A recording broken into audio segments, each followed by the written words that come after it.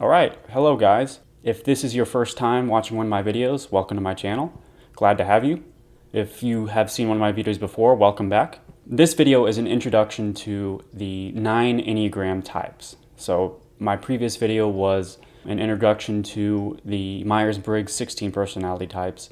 The Enneagram is a system of 9 personality types. And the name for the 9 types is simply the numbers 1 through 9. So that makes things a little bit more simple in terms of that. Enneagram is based on core fears, traumas, and desires. As a contrast to the Myers-Briggs system, the Myers-Briggs system and the cognitive functions are a little bit more based on inherent personality traits. Genetics, I think, plays the most significant role with the 8 cognitive functions or the Myers-Briggs types. In other words, that's just nature. On the other hand, the Enneagram system is based more on nurture or upbringing, your childhood. What traumas did you go through? Things of that nature. So now I'm going to go through the 9 types and go over the description of each of them. And I'm going to give credit where credit is due. These descriptions are all sourced primarily from the EnneagramInstitute.com. First, we have type 1. And the type 1 is most often called either the reformer or the perfectionist. The core fear of the 1 is of being evil or corrupt. The core desire is to be good and to have integrity. And these types are rational yet idealistic, principled, purposeful, self-controlled, and perfectionistic.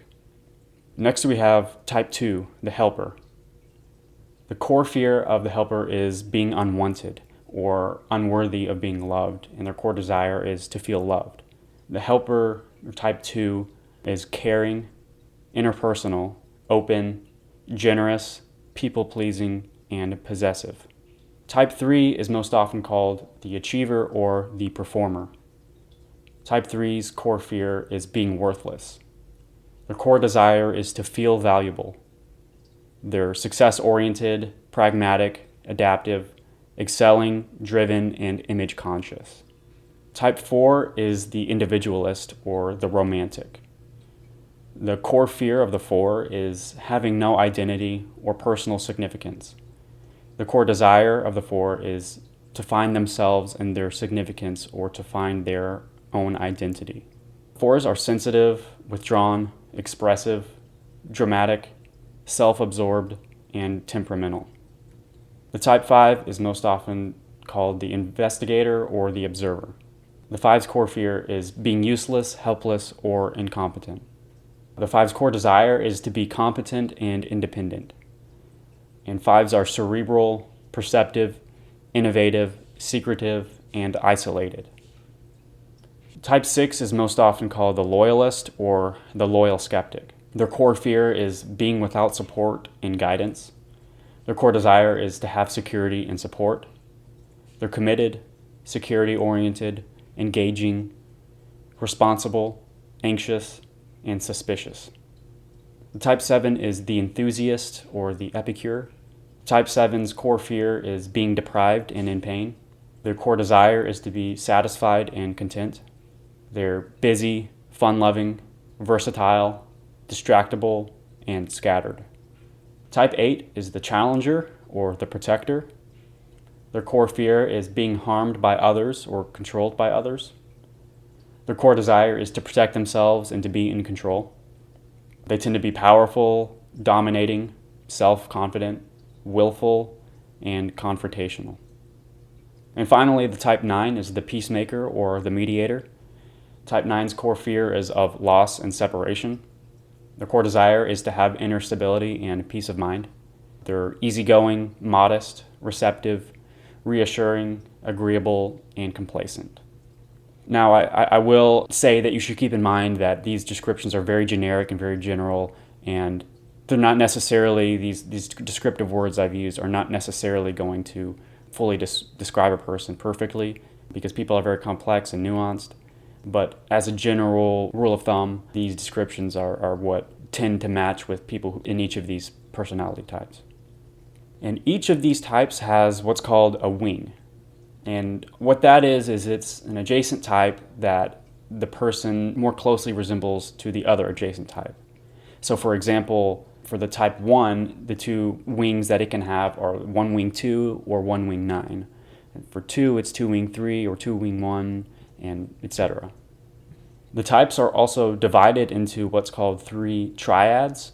The gut, that's 8, 9, and 1. Heart, that's types 2, 3, and 4. And head, types 5, 6, and 7. So the gut triad is also known as the instinct triad. They act primarily based on instinct. They tend to make decisions quickly and without much contemplation, at least relative to the other 2 triads. The dominant emotion of the gut triad is anger, and their desire is to acquire or maintain control of the moment. The heart triad is also often referred to as image triad. They are motivated primarily by shame. They're image focused.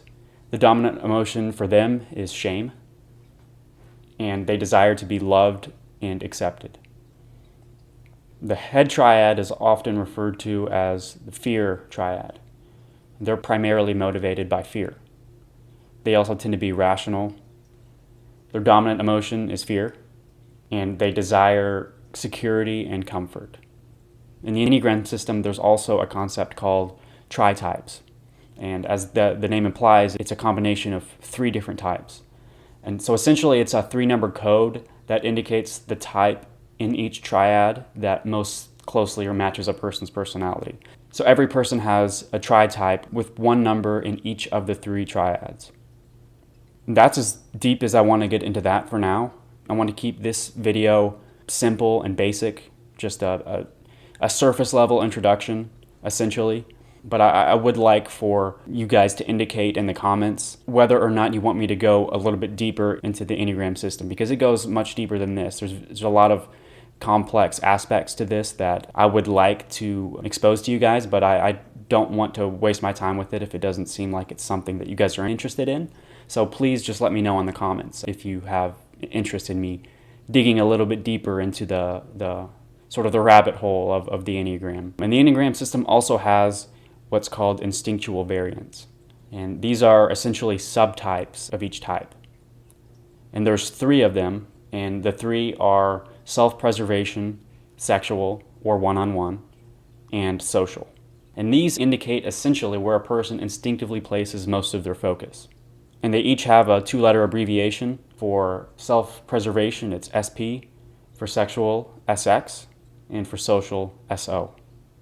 Self-preservation is focused mainly on their own health, well-being, security, and comfort. The sexual variant is most interested in intimacy, and it does include sexual intimacy, but it's not limited to that. It can also include friendships, and it's not necessarily sexual in nature. The sexual instinct is the most passionate, and it tends to have the most energy. The social instinct is focused on their own position in a social group, as well as the positions of others in that social group. And they're mainly concerned with status and fitting in. Okay, so that is all I had for this video. Like I said, I wanted to keep it simple. Well, a lot of you might have a lot of questions and want to learn more about this. And so again, I would ask you guys to please leave comments so that I know that there's an interest for me to go make another video or maybe a few other videos going deeper into the Enneagram system and kind of uncovering the complexity of it and all of the interesting things that it has to offer, because it really is a very interesting personality system. And in fact, I personally find the Enneagram to be more interesting than the Myers-Briggs or 8 cognitive functions system. Okay, thank you guys so much for watching, and if you haven't seen either of my 2 previous videos yet, please check those out. And I'll see you guys for the next video.